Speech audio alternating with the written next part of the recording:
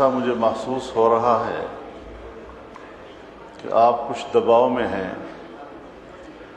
اور normal mood میں نہیں ہیں، تو اس ایوان کی کارروائی میں آپ کے موڈ کا بھی بڑا رول ہوتا ہے۔ کچھ تھوڑا سا اپنے آپ کو نارملائز بھی کیا جائے، نیوٹرلائز بھی کر لیں اپنے آپ کو، تو پھر انشاءاللہ ہم اپنی بات بڑی اچھی طریقے سے ڈیلیور کر سکیں۔ مولانا صاحب، یہ وہ کرسی ہے جہاں نہ حکومت خوش ہوتی نہ اپوزیشن خوش ہوتی، تو یہ سب سے مشکل کرسی ہے، اور دباؤ میں تو میں ہر وقت ہی رہتا ہوں کہ ان کو بھی بچانا ہے، ان کو بھی بچانا ہے، ان کو بھی موقع دینا ہے، ان کو بھی موقع دینا ہے، مگر میں اس دباؤ میں نہیں آتا جو زبردستی کرانے کے لیے یہاں کھڑ کے لیا جاتا ہے۔ میں نے کہا تھا تشریف رکھے۔ جی شکریہ۔ بات زبردستی کی نہیں ہے، ایک رکن ایوان کی حیثیت سے گفتگو کا اور اپنی بات کرنے کے حق کی ہے، سو وہ ہمارا حق ہے۔ قانون سازی ہوئی اور اس قانون سازی پر، اسی فلور پر ہم اپنے تحفظات کا اظہار کر چکے ہیں۔ ہم نے اس قانون سازی کو قرآن و سنت کے منافی اور آئین کے منافی تصور کیا ہے، اور اگر ہم نے آپ سے یہ کہا ہے کہ اسلامی نظریاتی کونسل موجود ہے جہاں شریعت انوالو ہو، وہاں کم از کم یہ چیزیں وہاں بھیج دی جائیں تاکہ وہاں سے واضح طور پر رائے آ جائے کہ علماء کرام کیا کہتے ہیں، مذہبی لوگ کیا کہتے ہیں۔ اس میں آئینی ماہرین بھی ہیں، قانونی ماہرین بھی ہیں، تمام مکاتب فکر کی نمائندگی ہے، لیکن اس طرح آپ نظر انداز کر کے اور پھر قانون کے پیچھے لکھا ہوتا ہے کہ ہم اقوام متحدہ، کبھی FATF، کبھی IMF اور ان کے منشور اور فلاں کے تقاضوں کے مطابق قانون سازی کر رہے ہیں۔ ہم نے تو اس آئین کا حلف اٹھایا ہے، ہم نے تو اقوام متحدہ کے منشور کا حلف نہیں اٹھایا۔ تو اس حوالے سے یا تو لفظ اسلامی جمہوریہ سے اسلامی کاٹ دیں، تو پھر جمہوریہ کہتے رہیں، ایک سیکولر نظام ہے، سیکولر ملک ہے، اس میں قرآن و حدیث کی کوئی حیثیت نہیں ہے، جو شخص جیسے چاہے قانون سازی کرے۔ کس کی پیروی ہو رہی ہے، کس ایجنڈے کی پیروی ہو رہی ہے، اس پر میں اپنے شدید احتجاج اس ایوان کے فلور پر نوٹ کرا رہا ہوں، اور یہ بات واضح کر دینا چاہتا ہوں کہ ہم ایسے قانون ملک پہ چلنے نہیں دیں گے۔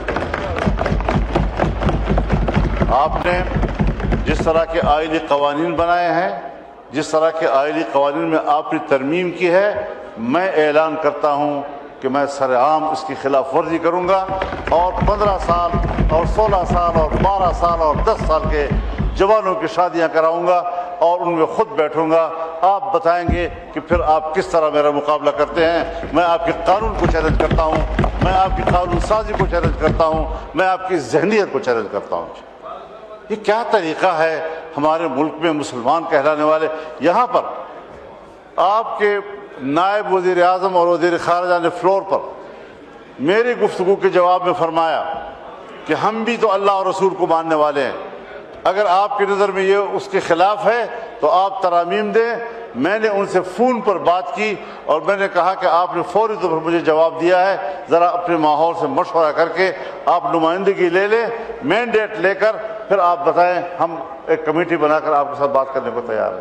انہوں نے کہا ٹھیک ہے۔ اس کے بعد کوئی سوال جواب نہیں ہے۔ یہ ڈنگ ٹپاؤ والی سیاست جو ہے یہ شاید مناسب نہیں ہے۔ پاکستان اس طرح کیسے چلے گا؟ آپ تو جمہوریت کو شکست دے رہے ہیں، اور جو مسلح گروہ جو بیانیہ لے کر اٹھے ہیں، آپ قدم قدم پر ان کو تقویت دے رہے ہیں۔ ہماری توانائیاں یہاں پر کس بات پہ ضائع ہو رہی ہیں؟ ہم کس چیز کے لیے یہاں آئے ہوئے ہیں؟ ہم نے تو آئین کا حلف اٹھایا ہے، ہم تو جمہوریت کی بات کرتے ہیں، ہم تو پارلیمنٹ کی بات کرتے ہیں، ہم تو ووٹ کی بات کرتے ہیں۔ اور اگر مذہبی دنیا وہ پاکستان کے آئین کی نمائندگی کرتا ہے، آپ کے شانہ بشانہ کھڑا ہے، آپ یہاں پر اس قسم کی حرکتیں کر کے جس طرح آئین کو روند رہے ہیں، جس طرح عقیدے کو روند رہے ہیں، اور پھر ہماری توانائیوں کو تباہ و برباد کر رہے ہیں۔ جمہوریت شکست کھا رہی ہے، پوری دنیا میں شکست کھا رہی ہے۔ اور میں نے کل کی گفتگو میں بھی یہ کہا تھا کہ پوری دنیا میں جمہوریت ختم ہو رہی ہے۔ اب یا سرمایہ داریت ہے اور یا آمریت ہے۔ اور وہ راج کر رہی ہے۔ اللہ کے مقابلے میں آج تم ایک ٹرمپ بت کو راضی کرنے کے لیے لگے ہوئے ہو، اس سے بڑا شرک اور نہیں ہو سکتا۔ پاکستان کو اگر بچائے گا تو اللہ کی ذات بچائے گا، اگر پاکستان کو بچائے گا یہ 99 صفات اللہ کے ضمانت دیں گے۔ خدا کی قسم امریکہ نے آپ کے بنگال کو بھی نہیں بچایا، اور آج اگر یہ ملک ٹوٹے گا تب بھی آپ کو نہیں بچائے گا۔ کہیں کوئی ضمیر، کہیں کوئی ایک خود اعتمادی اپنے اوپر، کبھی اپنے ملک اور قوم پر خود اعتمادی، اسلامی دنیا کو اس وقت اس سے ٹارگٹ بنایا ہوا ہے۔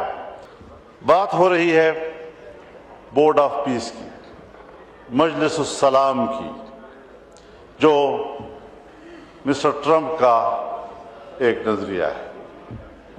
اس نظریے کا آغاز ان کے 20 نکاتی فارمولے سے ہوا ہے۔ 20 نکاتی فارمولہ امن کے لیے یہاں پر آپ کے وزیر خارجہ نے بیان دیا اس ہاؤس میں کہ اس میں تبدیلی آئی ہے اور ہمیں بتائے بغیر تبدیلیاں لائی گئی ہیں۔ جب ہمارا اس پر اعتراض ہو گیا، فلور پر ہم نے اپنی قوم سے کہا، نمائندگان قوم سے کہا، اس کے بعد پھر آنکھیں بند کر کے وہاں چلے جانا اور ان کے 20 نکات کو قبول کرنے کا کیا تصور پیدا ہو سکتا ہے؟ کہیں کوئی ضمیر، کہیں کوئی ایک خود اعتمادی اپنے اوپر، کبھی اپنے ملک اور قوم پر خود اعتمادی، اور آج ہم اس میں جا رہے ہیں۔ آپ مجھے بتائیں کہ کیا ٹرمپ نے نہیں کہا اور کل کی تقریر میں نہیں کہا ہے اکنامک فورم پر کہ اگر حماس غیر مسلح نہیں ہوتا تو ان کا وہی حشر کیا جائے گا جو لبنان میں حزب اللہ کا کیا گیا؟ تو لبنان میں حزب اللہ پر حملہ اسرائیل نے کیا تھا، یعنی وہ فلسطینیوں کی قوت مزاحمت کو تو ختم کرنا چاہتا ہے اور اسرائیل کی قوت جارحیت کو تقویت دے رہا ہے۔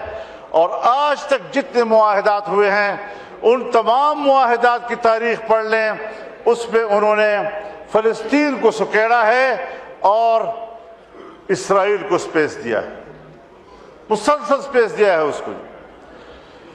ہم ایسے حالات میں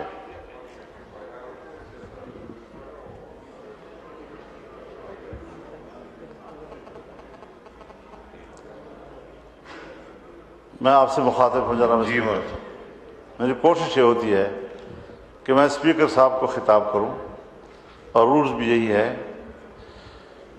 تو بنیادی بات یہ ہے کہ جہاں دھمکیاں ہیں، اگر ایسا کیا گیا تو میں ایسا کر دوں گا، ان کی ایسی تیسی پھیر دوں گا، تباہ و برباد کر دوں گا، کیا یہ صلح کی آغاز ہے؟ دنیا میں امن قائم کرنا، غزہ میں امن قائم کرنا، فلسطین میں امن قائم کرنا۔ افغانستان آئے امن کے لیے آ رہے، 20 سال تک اینٹ سے اینٹ بجا دی اس کی۔ عراق میں آئے امن قائم کرنے کے لیے آئے ہیں، عراق کی اینٹ سے اینٹ بجا دیا آپ نے۔ لیبیا میں آئے ہم امن کے لیے آئے ہیں، لیبیا کو تباہ و برباد کر دیا، منقسم کر دیا، آج وہاں کوئی نظام موجود نہیں ہے۔ اسلامی دنیا کو اس وقت اس سے ٹارگٹ بنایا ہوا ہے، اور اگر یہ اسرائیل لبنان سے ہوتا ہوا، شام سے ہوتا ہوا، اب ایران پر بھی حملہ ہوگا تو اس کے بعد اسرائیل تفتان پر آپ کے سرحد پہ کھڑا ہو جائے گا۔ کبھی سوچا ہے ہم نے، کبھی اس ایوان نے سوچا ہے کہ یہ پیش رفت کہاں ہو رہی ہے؟ یہ پیش رفت آپ کی سرحدات کی طرف ہو رہی ہے، پاکستان کی سرحدات کی طرف ہو رہی ہے۔ اور میں یاد دلانا چاہتا ہوں، ایک بار پھر اس ایوان کو یاد دلانا چاہتا ہوں